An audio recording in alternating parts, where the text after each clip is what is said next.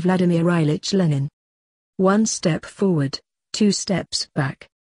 The Crisis in Our Party, published May 1904. Q. The New Iskra. Opportunism in Questions of Organization. As the basis for an analysis of the principles of the New Iskra, we should unquestionably take the two articles of Comrade Axelrod. 1. The concrete meaning of some of his favorite catchwords has already been shown at length. Now we must try to leave their concrete meaning on one side and delve down to the line of thought that caused the minority to arrive, in connection with this or that minor and petty matter, at these particular slogans rather than any others. Must examine the principles behind these slogans, irrespective of their origin, irrespective of the question of co-optation. Concessions are all the fashion nowadays, so let us make a concession to Comrade Axelrod and take his theory seriously. Comrade Axelrod's basic thesis, Iskra, No. 57, is that from the very outset our movement harbored two opposite trends, whose mutual antagonism could not fail to develop and to affect the movement parallel with its own development. To be specific, in principle, the proletarian aim of the movement, in Russia, is the same as that of Western social democracy.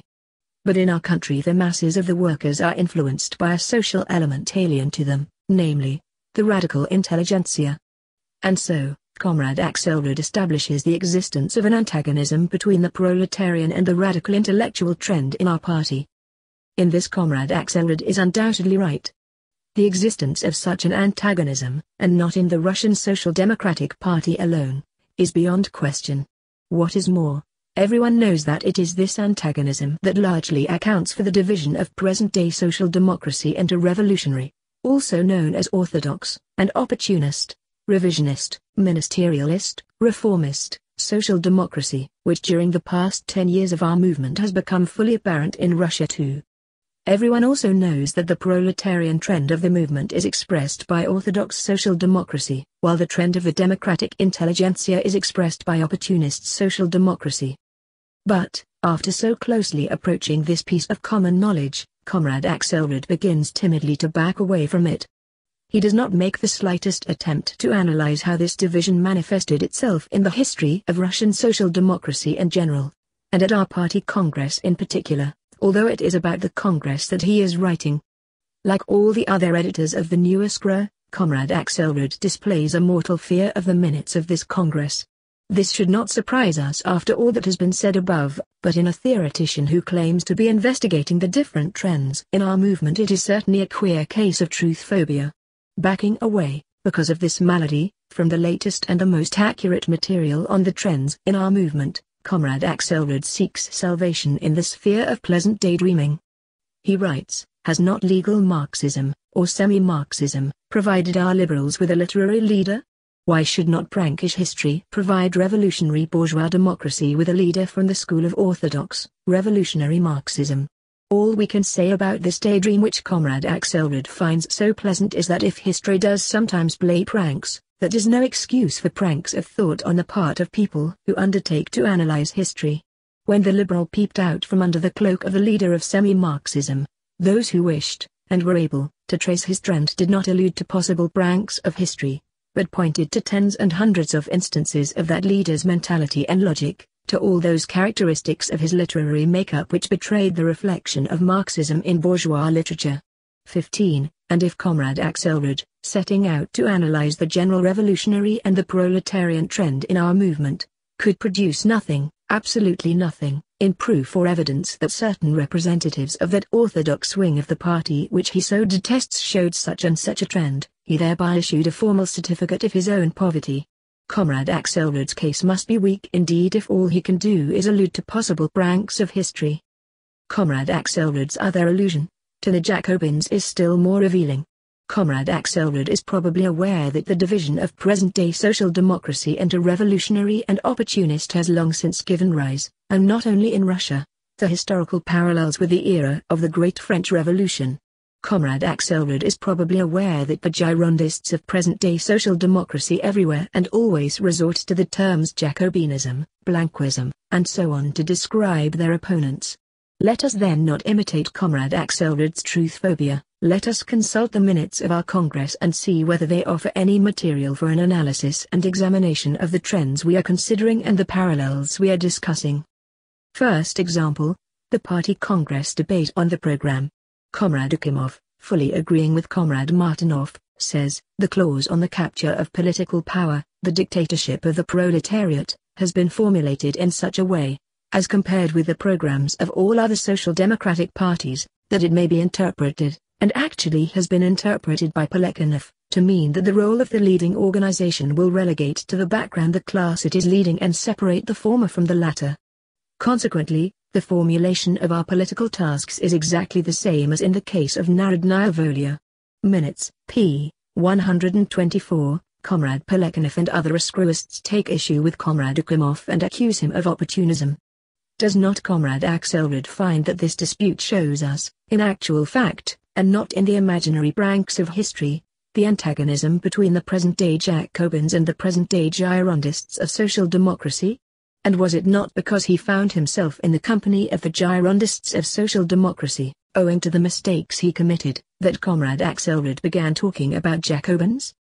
Second example, Comrade Bozadovsky declares that there is a serious difference of opinion over the fundamental question of the absolute value of democratic principles, p. 169. Together with Plekhanov, he denies their absolute value. The leaders of the Centralmarsch, Igorov, and of the anti-Oskrouists, Goldblatt, vehemently oppose this view and accuse Plekhanov of imitating bourgeois tactics, p. 170. This is exactly Comrade Axelrod's idea of a connection between orthodoxy and the bourgeois trend, the only difference being that in Axelrod's case it is vague and general, whereas Goldblatt linked it up with specific issues. Again we ask, does not Comrade Axelrod find that this dispute, too, shows us palpably, at our party congress, the antagonism between the Jacobins and the Girondists of present-day social democracy? Is it not because he finds himself in the company of the Girondists that Comrade Axelrod raises this outcry against the Jacobins? Third example, the debate on paragraph 1 of the rules. Who is it that defends the proletarian trend in our movement? Who is it that insists that the worker is not afraid of organization, that the proletarian has no sympathy for anarchy, that he values the incentive to organize? Who is it that warns us against the bourgeois intelligentsia, permeated through and through with opportunism? The Jacobins of social democracy. And who is it that tries to smuggle radical intellectuals into the party? Who is it that is concerned about professors, high school students, freelancers, the radical youth? The Girondist Axelrod together with the Girondist Liebe. How clumsily Comrade Axelrod defends himself against the false accusation of opportunism that at our party congress was openly leveled at the majority of the Emancipation of Labor group. By taking up the hackneyed Bernsteinian refrain about Jacobinism, Blanquism, and so on, he defends himself in a manner that only bears out the accusation. He shouts about the menace of the radical intellectuals in order to drown out his own speeches at the party congress, which were full of concern for these intellectuals. These dreadful words Jacobinism and the rest, are expressive of opportunism and nothing else. A Jacobin who wholly identifies himself with the organization of the proletariat, a proletariat conscious of its class interests, is a revolutionary social democrat. A Girondist who sighs after professors and high school students, who is afraid of the dictatorship of the proletariat, and who yearns for the absolute value of democratic demands, is an opportunist. It is only opportunists who can still detect a danger in conspiratorial organizations today, when the idea of confining the political struggle to conspiracy has been refuted thousands of times in the press and has long been refuted and swept aside by the realities of life, and when the cardinal importance of mass political agitation has been elucidated and reiterated to the point of nausea. The real basis of this fear of conspiracy, of Blanquism, is not any feature to be found in the practical movement, as Bernstein and company have long, and vainly, been trying to make out, but the Girondist timidity of the bourgeois intellectual, whose mentality so often shows itself among the social democrats of today. Nothing could be more comical than these laborious efforts of the new Oskrow to utter a new word of warning, uttered hundreds of times before, against the tactics of the French conspirator revolutionaries of the 40s and 60s. Number 62, editorial. 16, in the next issue of Iskra, The Girondists of present-day social democracy will no doubt show us a group of French conspirators of the 40s for whom the importance of political agitation among the working masses, the importance of the labor press as the principal means by which the party influences the class, was an elementary truth they had learned and assimilated long ago. However, the tendency of the new Iskra to repeat the elements and go back to the ABC while pretending to be uttering something new is not fortuitous. It is an inevitable consequence of the situation Axelrod and the Martyr find themselves in, now that they have landed in the opportunist wing of our party. There is nothing for it. They have to repeat the opportunist phrases. They have to go back, in order to try to find in the remote past some sort of justification for their position, which is indefensible from the point of view of the struggle at the Congress and of the shades and divisions in the party that took shape. To the Achamovite profundities about Jacobinism and Blanquism, Comrade Axelrod adds Achamovite lamentations to the effect that not only the economists, but the politicians as well, were one-sided, excessively infatuated, and so on and so forth. Reading the high-flown disquisitions on this subject in the New Iskra, which conceitedly claims to be above all this one-sidedness and infatuation, one asks in perplexity, whose portrait is it they are painting? Where is it that they hear such talk? 17. Who does not know that the division of the Russian Social Democrats into economists and politicians has long been obsolete? Go through the files of Iskra for the last year or two before the party congress, and you will find that the fight against economism subsided and came to an end altogether as far back as 1902. You will find, for example, that in July 1903, number 43, the times of economism are spoken of as being definitely over. Economism is considered dead and buried, and any infatuations of the politicians are regarded as obvious atavism. Why, then, do the new editors of Iskra revert to this dead and buried division? Did we fight the Achamovs at the Congress on account of the mistakes they made in Rabochidiolo 2 years ago? If we had, we should have been sheer idiots. But everyone knows that we did not, that it was not for their old, dead and buried mistakes in Rabochidiolo that we fought the Achamovs at the Congress, but for the new mistakes they committed in their arguments and their voting at the Congress. It was not by their stand in Rabochidiolo, but by their stand at the Congress, that we judged which mistakes were really a thing of the past and which still lived and called for controversy. By the time of the Congress the old division into economists and politicians no longer existed, but various opportunist trends continued to exist. They found expression in the debates and voting on a number of issues, and finally led to a new division of the party into majority and minority. The whole point is that the new editors of Iskra are, for obvious reasons, trying to gloss over the connection between this new division and contemporary opportunism in our party, and are, in consequence, compelled to go back from the new division to the old one. Their inability to explain the political origin of the new division, or their desire, in order to prove how accommodating they are, to cast a veil to, see Plekhanov's article on economism in number 53 of Iskra. The subtitle of the article appears to contain a slight misprint. Instead of reflections on the Second Party Congress, it should apparently read, on the League Congress, or even on cooptation. However appropriate concessions to personal claims may be under certain circumstances, it is quite inadmissible, from the party, not the Philistine standpoint, to confuse the issues that are agitating the party and to substitute for the new mistake of Martov and Axelrod, who have begun to swing from orthodoxy towards opportunism.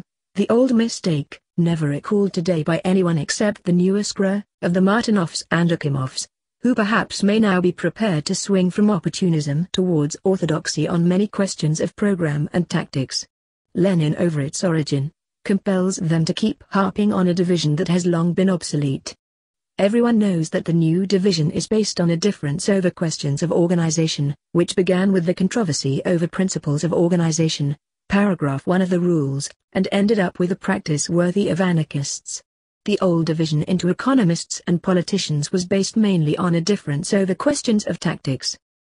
In its efforts to justify this retreat from the more complex, truly topical and burning issues of party life to issues that have long been settled and have now been dug up artificially, the new Iskra resorts to an amusing display of profundity for which there can be no other name than Taoism. Started by Comrade Axelrod, there runs like a crimson thread through all the writing of the new Iskra the profound idea that content is more important than form, that program and tactics are more important than organization, that the vitality of an organization is in direct proportion to the volume and value of the content it puts into the movement, that centralism is not an end in itself, not an all-saving talisman, etc., etc. Great and profound truths. The program is indeed more important than tactics, and tactics more important than organization. The alphabet is more important than etymology, and etymology more important than syntax. But what would we say if people who, after failing in an examination in syntax, went about pluming and priding themselves on being left in a lower class for another year? Comrade Axelrod argued about principles of organization like an opportunist, paragraph 1, and behaved inside the organization like an anarchist, League Congress, and now he is trying to render social democracy more profound. Sour grapes. What is organization, properly speaking? Why, it is only a form. What is centralism? After all, it is not a talisman. What is syntax? Why, it is less important than etymology, it is only the form of combining the elements of etymology. Will not Comrade Alexandrov agree with us, the new editors of the Scroll triumphantly ask, when we say that the Congress did much more for the centralization of party work by drawing up a party program than by adopting rules, however perfect the latter may seem? Number 56, Supplement. It is to be hoped that this classical utterance will acquire a historic fame no less wide and no less lasting than Comrade Krajewski's celebrated remark that social democracy, like mankind, always sets itself only such tasks as it can perform. For the newest res piece of profundity is of exactly the same stamp. Why was Comrade Krajewski's phrase held up to derision? Because he tried to justify the mistake of a section of the Social Democrats in matters of tactics, their inability to set correct political tasks, by a commonplace which he wanted to palm off as philosophy? In exactly the same way the newest tries to justify the mistake of a section of the Social Democrats in matters of organization, the intellectualist instability of certain comrades, which has led them to the point of anarchistic phrase-mongering, by the commonplace that the program is more important than the rules, that questions of program are more important than questions of organization. What is this but Taoism? What is it but pluming oneself on having been left in a lower class for another year? The adoption of a program contributes more to the centralization of the work than the adoption of rules. How this commonplace, palmed off as philosophy, reeks of the mentality of the radical intellectual, who has much more in common with bourgeois decadence than with social democracy. Why, the word centralization is used in this famous phrase in a sense that is nothing but symbolical. If the authors of the phrase are unable or disinclined to think, they might at least have recalled the simple fact that the adoption of a program together with the Bundists, far from leading to the centralization of our common work, did not even save us from a split.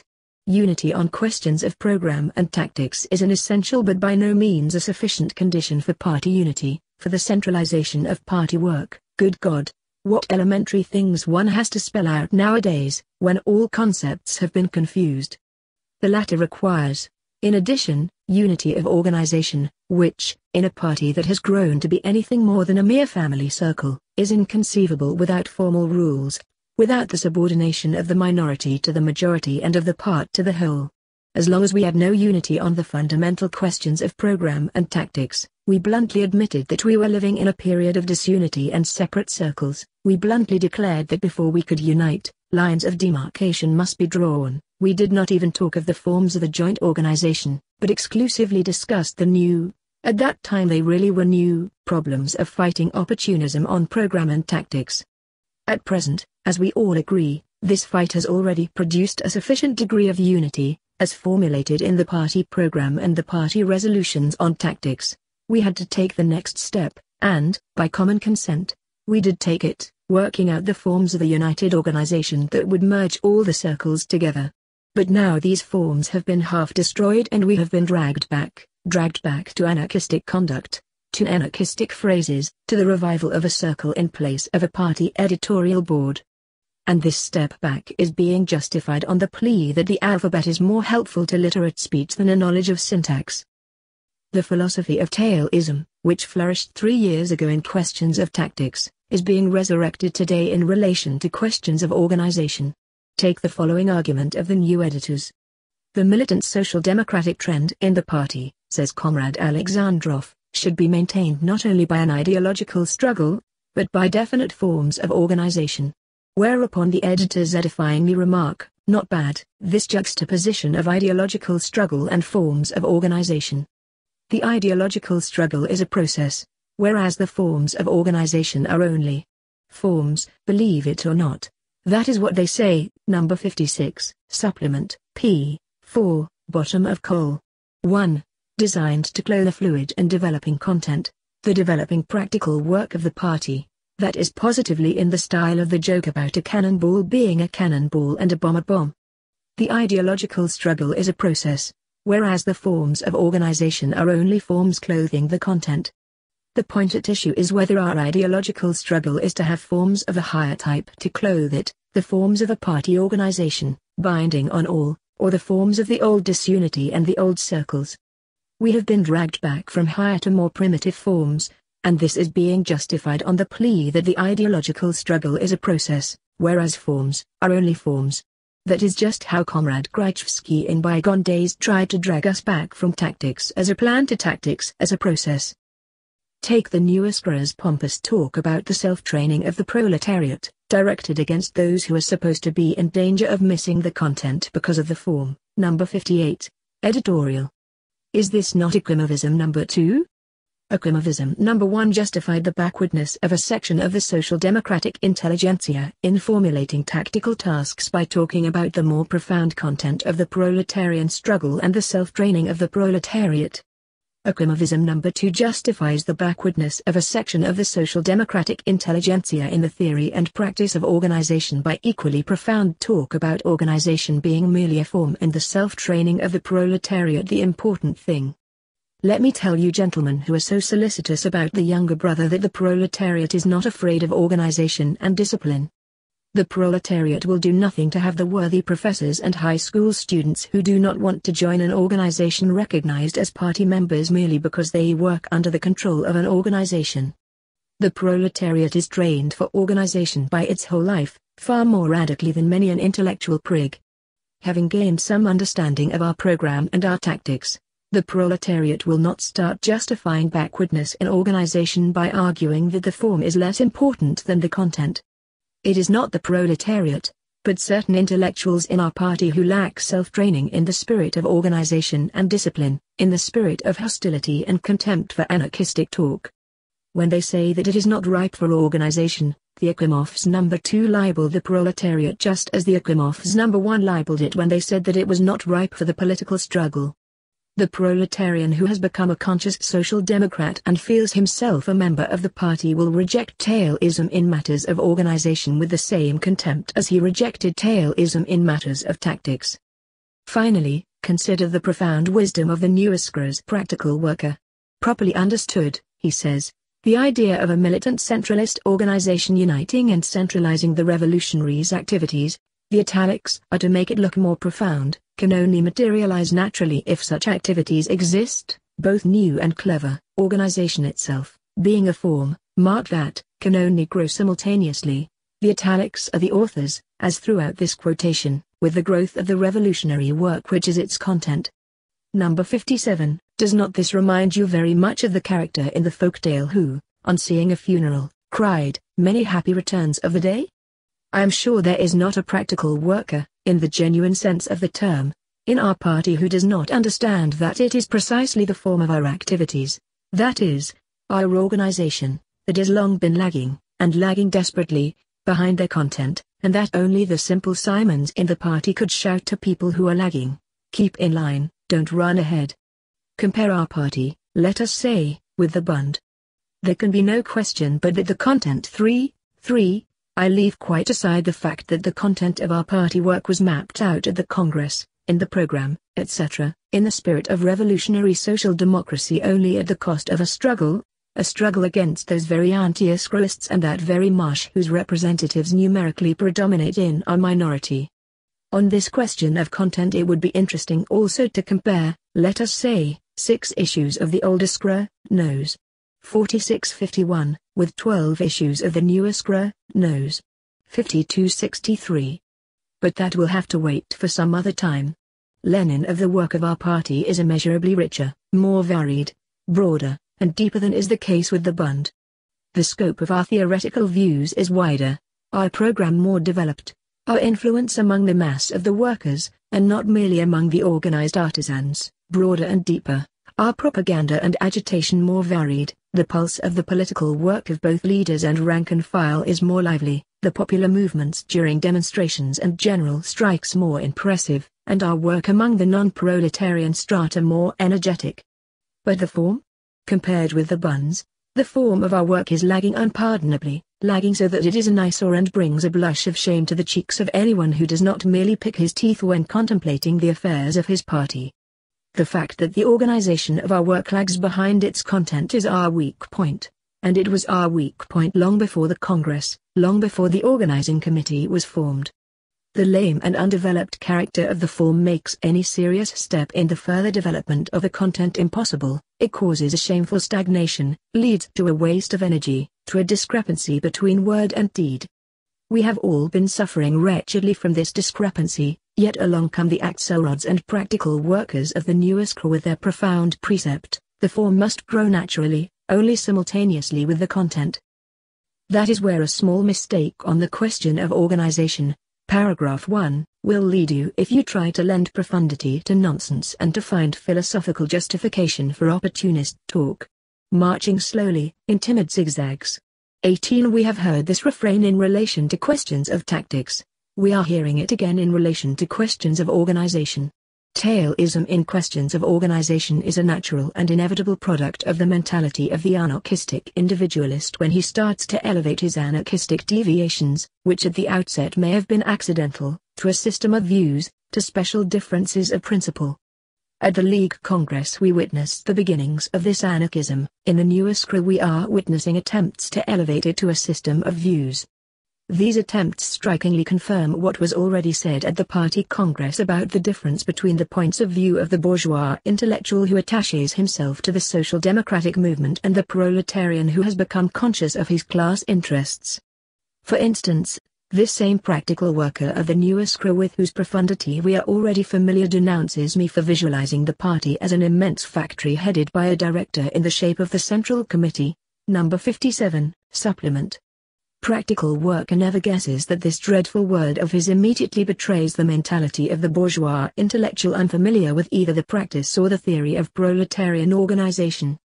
For the factory, which seems only a bogey to some, represents that highest form of capitalist cooperation which has united and disciplined the proletariat, taught it to organize, and placed it at the head of all the other sections of the toiling and exploited population. And Marxism, the ideology of the proletariat trained by capitalism, has been and is teaching unstable intellectuals to distinguish between the factory as a means of exploitation, discipline based on fear of starvation, and the factory as a means of organization, discipline based on collective work united by the conditions of a technically highly developed form of production. The discipline and organization which come so hard to the bourgeois intellectual are very easily acquired by the proletariat just because of this factory schooling. Mortal fear of this school and utter failure to understand its importance as an organizing factor are characteristic of the ways of thinking which reflect the petty bourgeois mode of life and which give rise to the species of anarchism that the German Social Democrats call Idlanarchismus, that is, the anarchism of the noble gentleman, or aristocratic anarchism, as I would call it. This aristocratic anarchism is particularly characteristic of the Russian nihilist. He thinks of the party organization as a monstrous factory. He regards the subordination of the part to the whole and of the minority to the majority as serfdom. See Axelrod's articles. Division of labor under the direction of a center evokes from him a tragicomical outcry against transforming people into cogs and wheels, to turn editors into contributors being considered a particularly atrocious species of such transformation. Mention of the organizational rules of the party calls forth a contemptuous grimace and the disdainful remark, intended for the formalists, that one could very well dispense with rules altogether. Incredible as it may seem, it was a didactic remark of just this sort that Comrade Martov addressed to me in Iskra, number 58, quoting, for greater weight, my own words in a letter to a comrade. Well, what is it if not aristocratic anarchism and Taylism to cite examples from the era of disunity, the era of the circles, to justify the preservation and glorification of the circle spirit and anarchy in the era of the party? Why did we not need rules before? because the party consisted of separate circles without any organizational tie between them. Any individual could pass from one circle to another at his own sweet will, for he was not faced with any formulated expression of the will of the whole.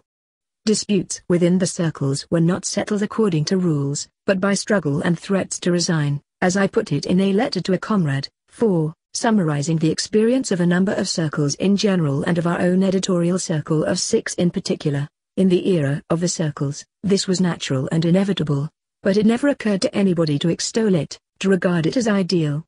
Everyone complained of the disunity, everyone was distressed by it and eager to see the isolated circles fused into a formally constituted party organization. And now that this fusion has taken place, we are being dragged back and, under the guise of higher organizational views, treated to anarchistic phrase-mongering. To people accustomed to the loose dressing gown and slippers of the Oblomov 19, circle domesticity, formal rules seem narrow, restrictive, irksome, mean, and bureaucratic, a bond of serfdom and a fetter on the free process of the ideological struggle. Aristocratic anarchism cannot understand that formal rules are needed precisely in order to replace the narrow circle ties by the broad party tie. It was unnecessary and impossible to give formal shape to the internal ties of a circle or the ties between circles, for these ties rested on personal friendship or on an instinctive confidence for which no reason was given. The party tie cannot and must not rest on either of these. It must be founded on formal, bureaucratically worded rules, bureaucratic from the standpoint of the undisciplined intellectual, strict adherence to which can alone safeguard us from the willfulness and caprices characteristic of the circles, from the circle wrangling that goes by the name of the free process of the ideological struggle. The editors of the New Iskra try to trump Alexandrov with the didactic remark that confidence is a delicate thing and cannot be hammered into people's hearts and minds, number 56, supplement. The editors do not realize that by this talk about confidence, naked confidence, they are once more betraying their aristocratic anarchism and organizational tailism. When I was a member of a circle only, whether it was the circle of the 6 editors or the Iskra organization, I was entitled to justify my refusal, say, to work with X merely on the grounds of lack of confidence, without stating reason or motive. But now that I have become a member of a party, I have no right to plead lack of confidence in general, for that would throw open the doors to all the freaks and whims of the old circles. I am obliged to give formal reasons for my confidence or lack of confidence, that is, to cite a formally established principle of our program, tactics or rules. I must not just declare my confidence or lack of confidence without giving reasons, but must acknowledge that my decisions, and generally all decisions of any section of the party, have to be accounted for to the whole party. I am obliged to adhere to a formally prescribed procedure when giving expression to my lack of confidence or trying to secure the acceptance of the views and wishes that follow from this lack of confidence. From the circle view that confidence does not have to be accounted for, we have already risen to the party view which demands adherence to a formally prescribed procedure of expressing, accounting for, and testing our confidence, but the editors try to drag us back, and call their tailism new views on organization. Listen to the way our so-called party editors talk about writers' groups that might demand representation on the editorial board. We shall not get indignant and begin to shout about discipline. We are admonished by these aristocratic anarchists who have always and everywhere looked down on such a thing as discipline. We shall either arrange the matter, with the group, if it is sensible, or just laugh at its demands. Dear me, what a lofty and noble rebuff to vulgar factory formalism. But in reality it is the old circle phraseology furbished up a little and served up to the party by an editorial board which feels that it is not a party institution, but the survival of an old circle. The intrinsic falsity of this position inevitably leads to the anarchistic profundity of elevating the disunity they hypocritically proclaim to be past and gone to a principle of social democratic organization. There is no need for any hierarchy of higher and lower party bodies and authorities. Aristocratic anarchism regards such a hierarchy as the bureaucratic invention of ministries, departments, etc. See Axelrod's article. There is no need for the part to submit to the whole. There is no need for any formal bureaucratic definition of party methods of arranging matters or of delimiting differences. Let the old circle wrangling be sanctified by pompous talk about genuinely social democratic methods of organization. This is where the proletarian who has been through the school of the factory can and should teach a lesson to anarchistic individualism. The class-conscious worker has long since emerged from the state of infancy when he used to fight shy of the intellectual as such. The class-conscious worker appreciates the richer store of knowledge and the wider political outlook which he finds among social democratic intellectuals. But as we proceed with the building of a real party, the class-conscious worker must learn to distinguish the mentality of the soldier of the proletarian army from the mentality of the bourgeois intellectual who parades anarchistic phrases. He must learn to insist that the duties of a party member be fulfilled not only by the rank and file, but by the people at the top as well. He must learn to treat Taoism in matters of organization with the same contempt as he used, in days gone by, to treat Taoism in matters of tactics. Inseparably connected with Girondism and aristocratic anarchism is the last characteristic feature of the Newescra's attitude towards matters of organization, namely, its defense of autonomism as against centralism. This is the meaning in principle, if it has any such meaning. 5. I leave aside here, as in this section generally, the co-optational meaning of this outcry. Lenin, of its outcry against bureaucracy and autocracy, of its regrets about an undeserved disregard for the Nonnescrists, who defended autonomism at the Congress, of its comical howls about a demand for unquestioning obedience, of its bitter complaints of Jack-in-office rule, etc., etc. The opportunist wing of any party always defends and justifies all backwardness, whether in program, tactics, or organization. The Newescra's defense of backwardness in organization, its Taoism, is closely connected with the defense of autonomism. True, autonomism has, generally speaking, been so discredited already by the 3 years' propaganda work of the old Iskra that the Newescra is ashamed, as yet, to advocate it openly. It still assures us of its sympathy for centralism, but shows it only by printing the word centralism in italics. Actually, it is enough to apply the slightest touch of criticism to the principles of the genuinely social democratic, not anarchistic, quasi-centralism of the Newescra for the autonomist standpoint to be detected at every step. Is it not now clear to all and sundry that on the subject of organization Axelrod and Amartov have swung over to Akimov? Have they not solemnly admitted it themselves, in the significant words, undeserved disregard for the Nonnescrists? And what was it but autonomism that Akimov and his friends defended at our party congress? It was autonomism, if not anarchism, that Martov and Axelrod defended at the League Congress when, with amusing zeal, they tried to prove that the part need not submit to the whole, that the part is autonomous in defining its relation to the whole, that the rules of the League, in which that relation is formulated, are valid in defiance of the will of the party majority, in defiance of the will of the party center. And it is autonomism that Comrade Martov is now openly defending in the columns of the Newescra, number 60, in the matter of the right of the Central Committee to appoint members to the local committees. I shall not speak of the puerile sophistries which Comrade Martov used to defend autonomism at the League Congress, and is still using in the Newescra 6. In enumerating various paragraphs of the rules, Comrade Martov omitted the one which deals with the relation of the whole to the part. The Central Committee allocates the party forces, paragraph 6. Can one allocate forces without transferring people from one committee to another? It is positively awkward to have to dwell on such elementary things.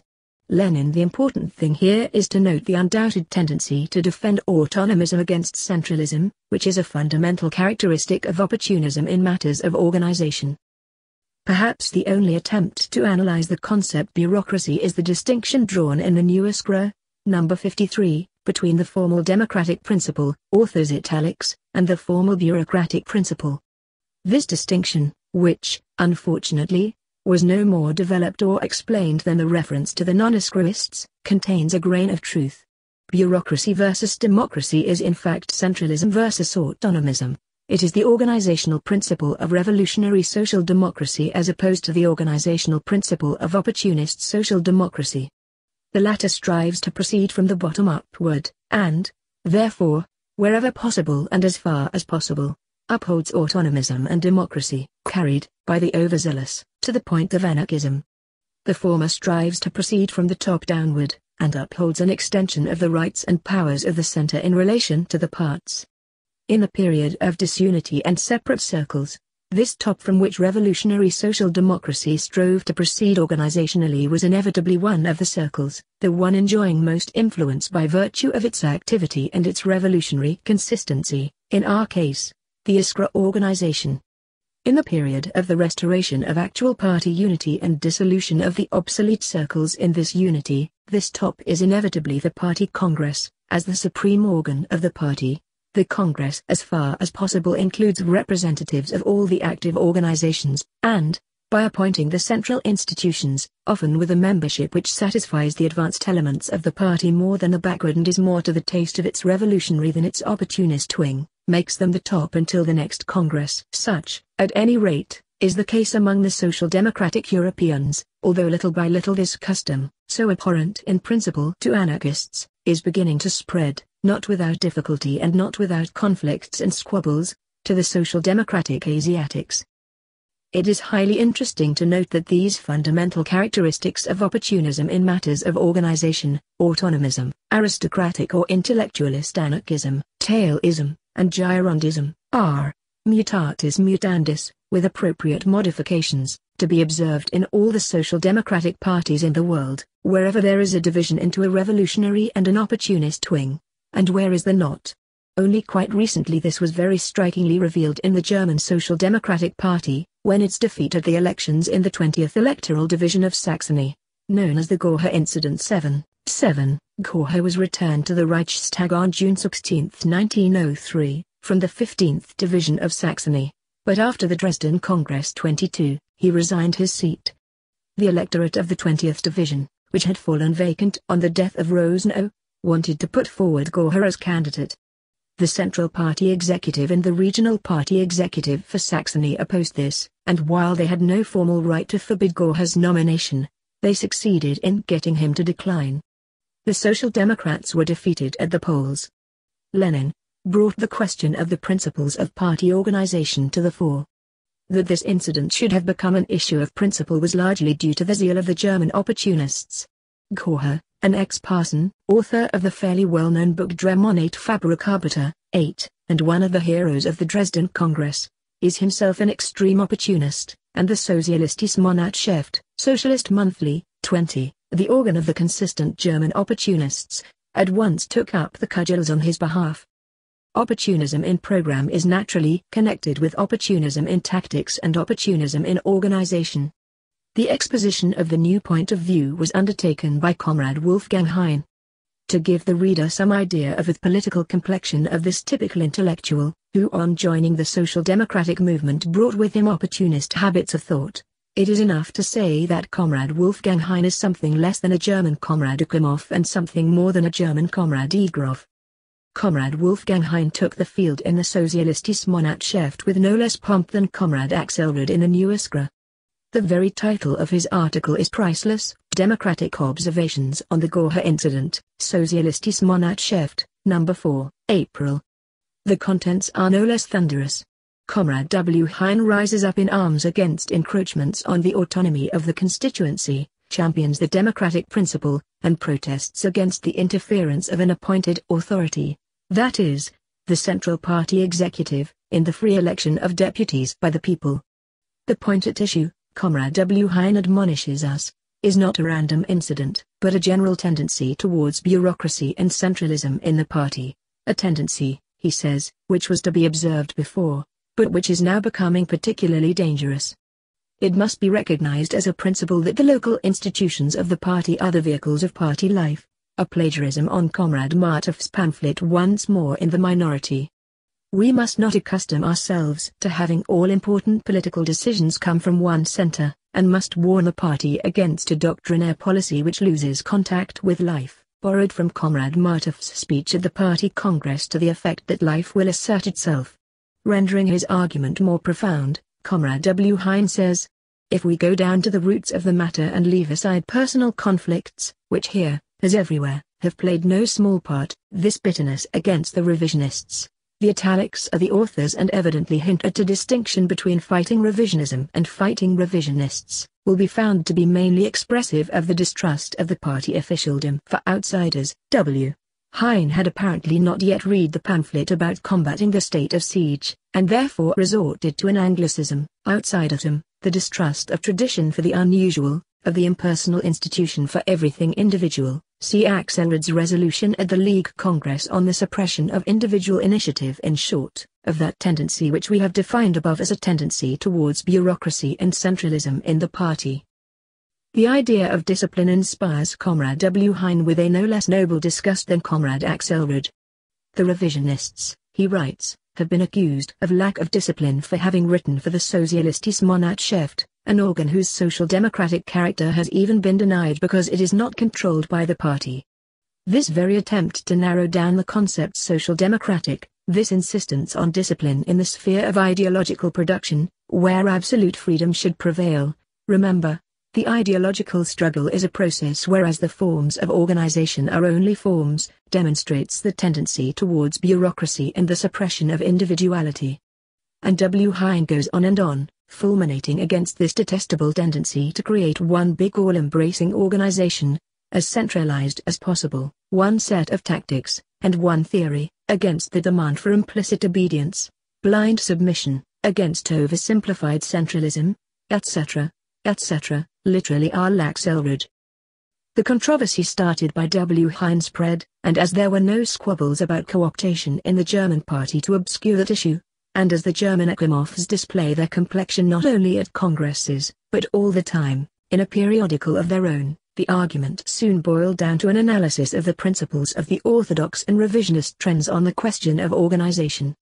Karl Kautsky came forward, in the Newsite, 1904, number 28, in the article Workers und Partei, Constituency and Party, as one of the spokesmen of the revolutionary trend, which, exactly as in our party, was of course accused of dictatorship, inquisitorial tendencies, and other dreadful things. W. Hein's article, he says, expresses the line of thought of the whole revisionist trend. Not only in Germany, but in France and Italy as well, the opportunists are all staunch supporters of autonomism, of a slackening of party discipline, of reducing it to naught. Everywhere their tendencies lead to disorganization and to perverting the democratic principle into anarchism. Democracy does not mean absence of authority. Karl Kautsky informs the opportunists on this subject of organization. Democracy does not mean anarchy, it means the rule of the masses over their representatives, in distinction to other forms of rule, where the supposed servants of the people are in reality their masters. Kautsky traces at length the disruptive role played by opportunist autonomism in various countries. He shows that it is precisely the influx of a great number of bourgeois elements. 9. Kautsky mentions Jaws as an example. The more these people deviated towards opportunism, the more they were bound to consider party discipline an impermissible constraint on their free personality. Lenin entered the social democratic movement that is strengthening opportunism, autonomism, and the tendency to violate discipline. And once more he reminds us that organization is the weapon that will emancipate the proletariat, that organization is the characteristic weapon of the proletariat in the class struggle.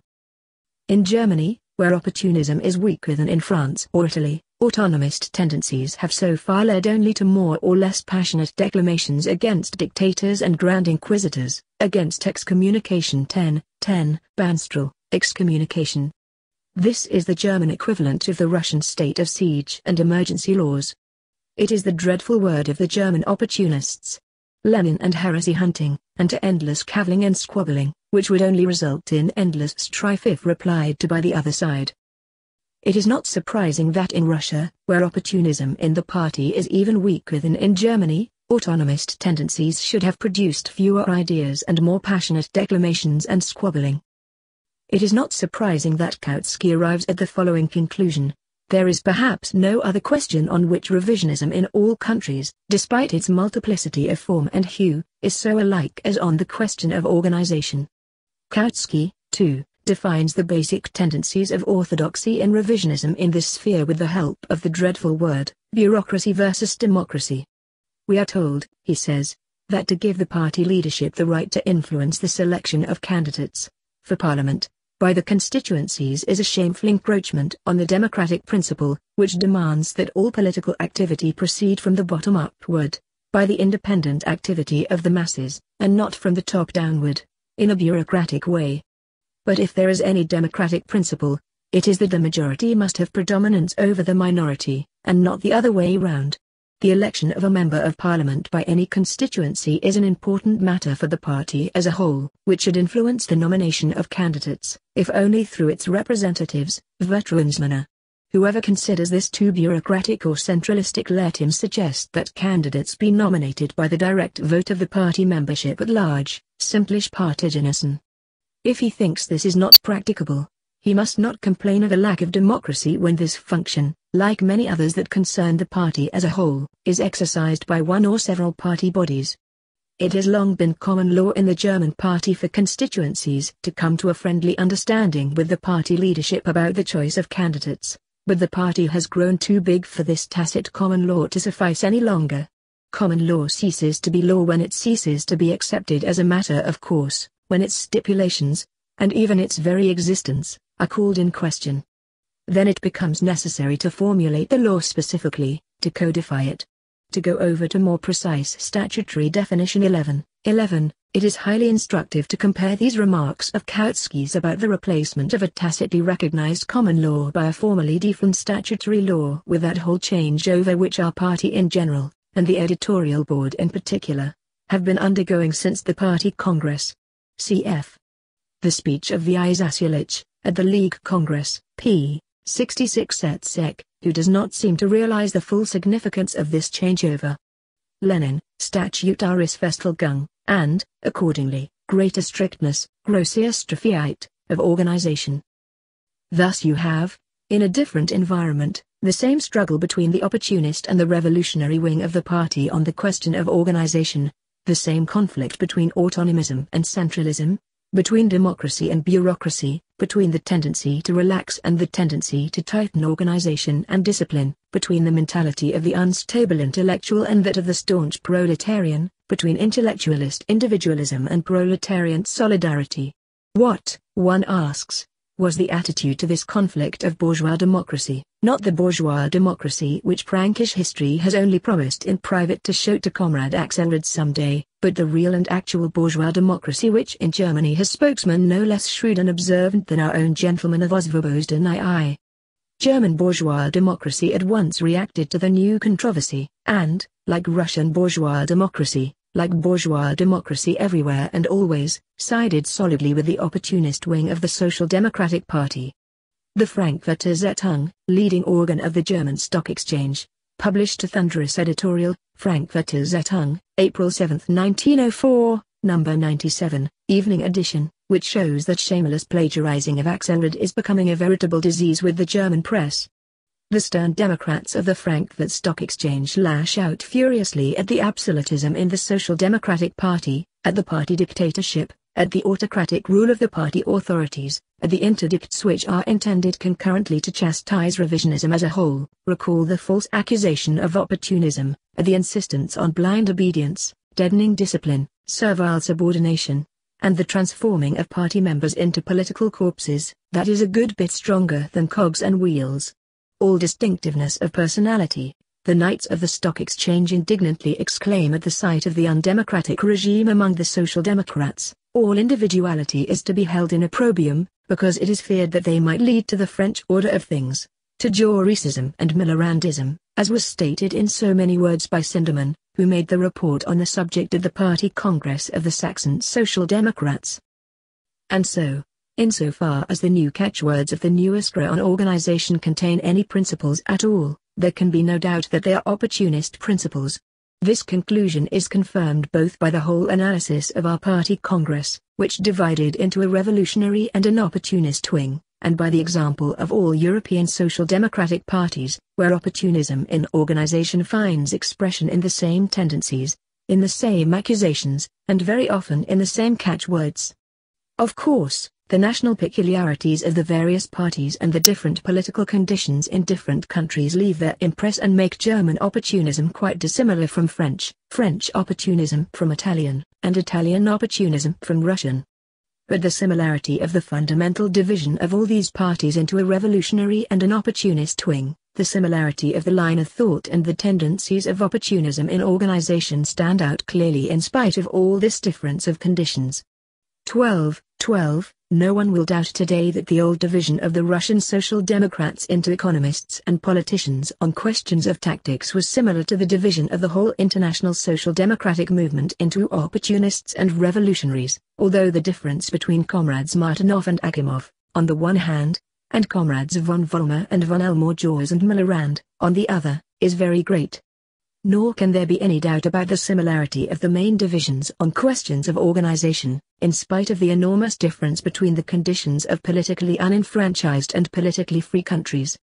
It is extremely characteristic that the highly principled editors of the New Iskra, while briefly touching on the controversy between Kautsky and Hein, number 64, timidly evaded discussing the trends of principle manifested on questions of organization by opportunism and orthodoxy generally. Lenin, with large numbers of radical intellectuals in the ranks of our Marxists and our Social Democrats, the opportunism which their mentality produces has been, and is, bound to exist, in the most varied spheres and in the most varied forms. We fought opportunism on the fundamental problems of our world conception, on the questions of our program, and the complete divergence of aims inevitably led to an irrevocable break between the Social Democrats and the liberals who had corrupted our legal Marxism. We fought opportunism on tactical issues, and our divergence with comrades Kryczewski and Akimov on these less important issues was naturally only temporary, and was not accompanied by the formation of different parties. We must now vanquish the opportunism of Martov and Axelrod on questions of organization, which are, of course, less fundamental than questions of tactics, let alone of program, but which have now come to the forefront in our party life. When we speak of fighting opportunism, we must never forget a characteristic feature of present-day opportunism in every sphere, namely, its vagueness, amorphousness, elusiveness.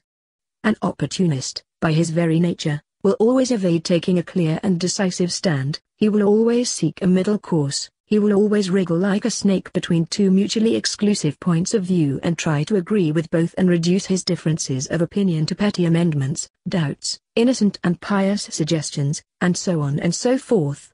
Comrade Eduard Bernstein, an opportunist in questions of program, agrees with the revolutionary program of his party, and although he would no doubt like to have it radically revised, he considers this untimely, inexpedient, not so important as the elucidation of general principles of criticism, which mainly consist in uncritically borrowing principles and catchwords from bourgeois democracy.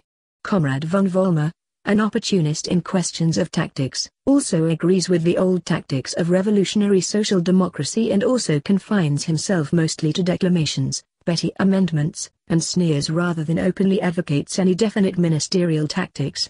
21. Comrades Martov and Axelrod, opportunists in questions of organization, have also failed so far to produce, though directly challenged to do so, any definite statement of principles that could be fixed by statute.